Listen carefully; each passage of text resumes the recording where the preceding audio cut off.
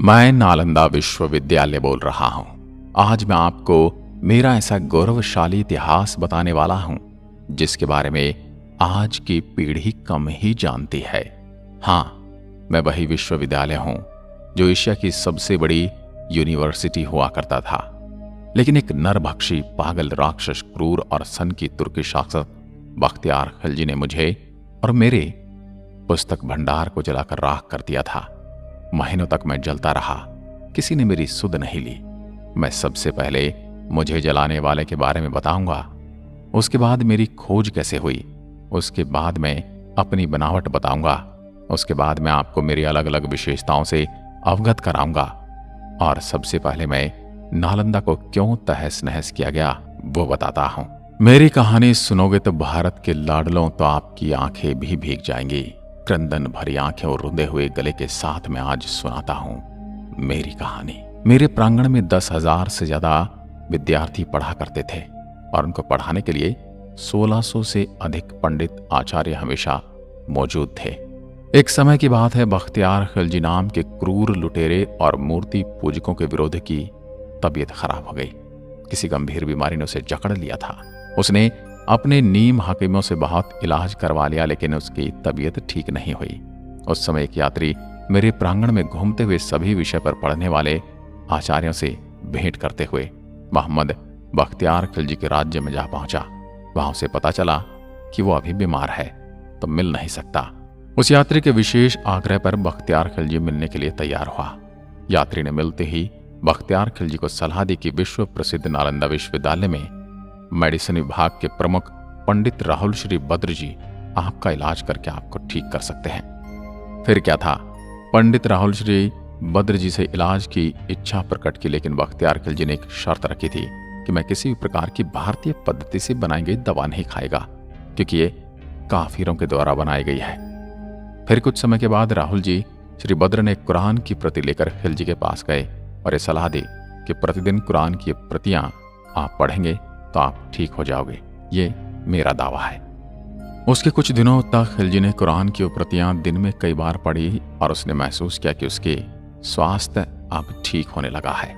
उसके बाद उसने पता लगाया कि मैं ठीक कैसे हो गया, तो उसे पता चला कि पंडित राहुल श्री बद्र जी ने कुरान की प्रतियों पर दवाई का लेप लगा दिया था।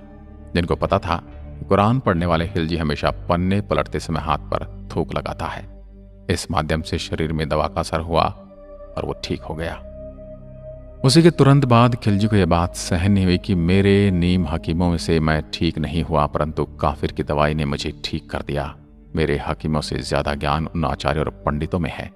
मन ही मन में मेरे प्रति उसके मन में द्वेष पैदा हो गया। मैं नालंदा विश्वविद्यालय पूर्ण रूप से शांति का संदेश देने वाले भगवान बौद्ध से प्रेरित था।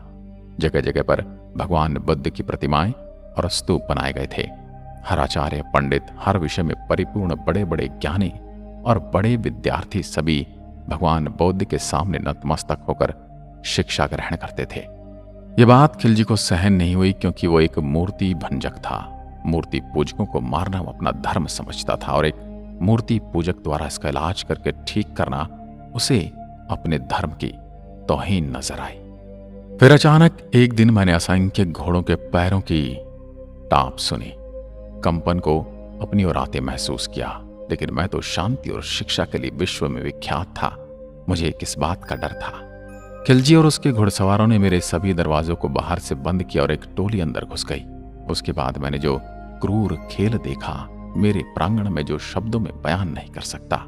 कहना बड़ा आसान है, लेकिन जो मैंने अपने आचार्य और पंडित और विश्व के अलग अलग कोने से आए विद्यार्थियों का टपकता खून देखा, मैंने अपनी नंगी आंखों से देखा, उसको बताना कठिन है। हजारों शिक्षकों को पल भर में मार दिया गया। शांति के संदेश को फैलाने वाले असहाय खाली हाथ वाले मौजूद सभी को खिलजी की मूर्ति पूजक विरोधी मानसिकता ने मार दिया। कुछ भागने में कामयाब हो गए तो कुछ महत्वपूर्ण पांडुलिपियों को कपड़े में छुपाकर अपने साथ ले गए, जो तिब्बत की ओर भागे और उन्हीं पांडुलिपियों की सहायता से बौद्ध धर्म और शांति का प्रसार तिब्बत में हुआ। मैंने अपनी इन्हीं आंखों से वो खूनी खेल देखा, जो क्रंदन दृश्य 10,000 विद्यार्थियों के साथ साथ सभी आचार्य, पंडित और शिक्षकों को मार दिया गया। उनका कसूर ये था कि वो मूर्ति पूजक थे, मूर्ति में अपनी आस्था रखते थे। उन सभी मूर्ति पूजकों को मूर्ति पूजा का दंड मिला। मेरे परिसर में मैंने ऐसा खूनी खेल देखने की कभी कल्पना भी नहीं की थी। मैं तो शांति का मंदिर था। जब सभी मूर्ति पूजकों को मार दिया गया तो खिलजी ने आदेश दिया कि मेरे पूरे परिसर को आग लगा दी जाए, मुझे खंडित करके तहस नहस कर दिया जाए। मेरे बच्चों, अगर मुझ में प्राण होते तो मैं चल फिर सकता तो सभी रिसर्च पेपर को छुपा देता, ताकि मेरी आने वाली पीढ़ी हजारों सालों की मेहनत को पढ़कर फिर से ज्ञान प्राप्त कर सके। लेकिन मैं ये कर न सका। मुझे सबसे अधिक पीड़ा उस समय हुई जब मेरे परिसर में मौजूद पुस्तकालय में आग लगा दी गई। मेरे बच्चों, उस पुस्तकालय में भारत का भविष्य था। धू धू कर जलते हुए मेरे परिसर में मौजूद तीनों पुस्तकालय की इमारत देखकर मैं खुद को रोक न सका और जोर जोर से चिल्लाकर रोने लगा। लेकिन मेरी कोई सुनने वाला न था। वहां पर सब मूर्ति पूजकों के विनाश करने वाले ही मौजूद थे। मुझे और मेरे परिसर को भी मूर्ति पूजकों के साथ मूर्ति को सहेज कर रखने का दंड मिला। मैं पूरी तरह धू धू कर जलता रहा और मैंने आंखें बंद कर ली। पूरे 6 महीने तक मेरी विश्वविख्यात पुस्तकालय में आग जलती रही और भारत का भविष्य जलते हुए मैंने उसके ताप को महसूस किया। पूरी तरह से तहस नहस वीरान खड़ा मैं कई शताब्दियों के धूल मिट्टी में से आंखों से ओझल हो गया। मेरा खंडहर रूप देह जो बचा था वो धूल और मिट्टी के नीचे दब गया और अंदर ही अंदर अपने वजूद को मिटते हुए अंधकार में दिन बीतने लगे। फिर एक दिन ऐसा आया जब मेरी खोज करने वाले एक अंग्रेज अफसर को 19वीं सदी में एक चाइनीज यात्री की डायरी मिली, जिसमें उस यात्री ने मेरे बारे में कुछ लिखा था।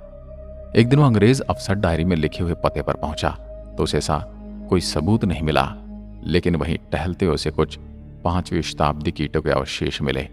उसने हल्का अपने ही हाथों से खरोच कर देखा तो नीचे एक के ऊपर एक ईंटों से सजी हुई दीवारें महसूस हुई। फिर कुछ दिनों पश्चात उसने उस जगह पर खुदाई करके मेरे पूरे अवशेष को दुनिया के सामने लाया। उस चाइनीज ने डायरी में लिखे यात्रा के विवरण के अनुसार नालंदा विश्वविद्यालय में 1500 शिक्षकों के साथ 10,000 से भी ज्यादा विद्यार्थी अध्ययन करते थे। लगभग 108 विषय पर मेरी प्रांगण में पढ़ाई करते थे विद्यार्थी। विश्व के कोने कोने से आने वाले विद्यार्थियों के अलावा अलग अलग भाषाओं में पढ़ाई की व्यवस्था की गई थी। 100 से ज्यादा भवन और इमारतें बनी हुई थी। हर भवन में कुएं की व्यवस्था थी। जगह जगह स्टडी हॉल, जगह जगह पढ़ने का प्रांगण, प्रार्थना का प्रांगण और रहने की व्यवस्था थी। रहने के लिए प्रत्येक विद्यार्थी के लिए अलग अलग कमरे बने हुए थे। हर कमरे में रोशनी की व्यवस्था थी। उस समय भी जब दुनिया में लाइट यानी इलेक्ट्रिसिटी नहीं थी तो दिए के लिए जगह बनी हुई थी। कई देशों के विद्यार्थी मेरे प्रांगण में पढ़ने आते थे। उसी डायरी के अनुसार 10 विद्यार्थियों में से सिर्फ 3 विद्यार्थी मेरे प्रांगण में पढ़ने योग्य माने जाते थे। अर्थात जो भी विद्यार्थी मेरे यहाँ पढ़ने के इच्छुक होकर आते थे उनका एक साक्षात्कार होता था। 10 विद्यार्थियों में से सिर्फ 3 ही प्रवेश पा सकते थे।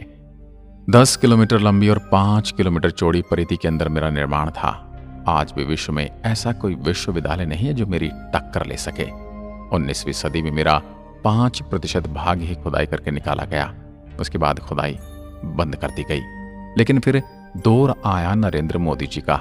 उसके बाद 2016 में मेरी फिर से खुदाई प्रारंभ हुई। उसके बाद यूनेस्को द्वारा मेरे प्रांगण को विश्व धरोहर में शामिल किया गया। इसलिए अभी मेरे अवशेषों को निकालने और सहेज कर रखने की जिम्मेदारी यूनेस्को द्वारा संभाली जाती है। मुझे मुख्यतः 3 राजाओं ने मिलकर बनाया था। इसमें पहले राजा थे कुमारगुप्त, जो मगध के बहुत बड़े राजा थे। मगध की राजधानी राजगिरा होती थी, जो मेरे विश्वविद्यालय के प्रांगण से 15 किलोमीटर की दूरी पर स्थित थी। कुमारगुप्त ने 500 ईस्वी में नालंदा विश्वविद्यालय के रूप में मेरी स्थापना की थी। 5वीं सदी थी।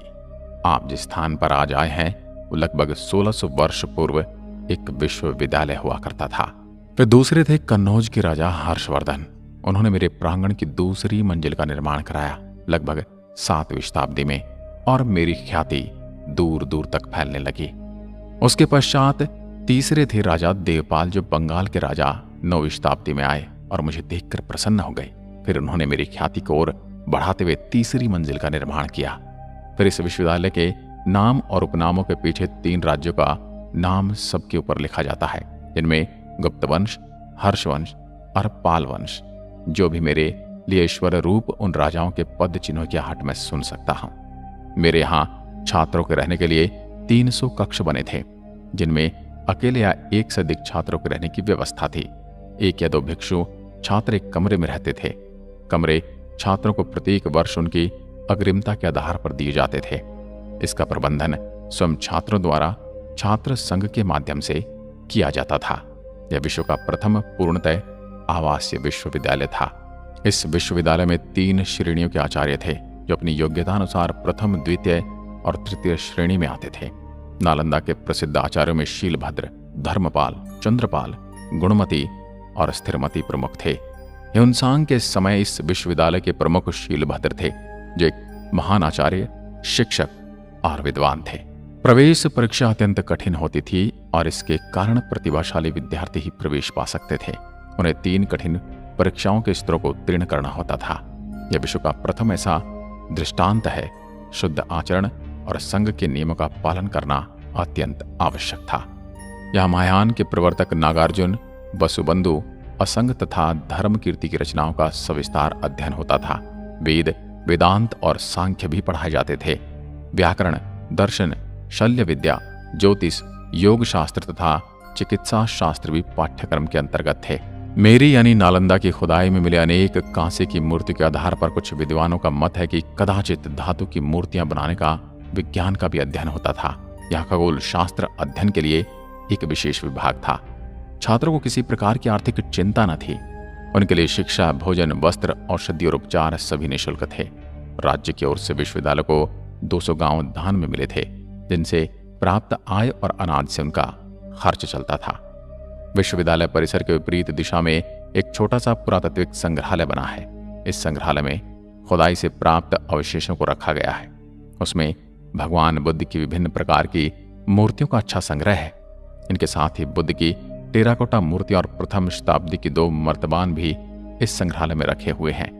इसके अलावा इस संग्रहालय में तांबे की प्लेट, पत्थर पर खुदे अभिलेख, सिक्के, बर्तन तथा 12वीं सदी के चावल के जले हुए दाने रखे हुए हैं।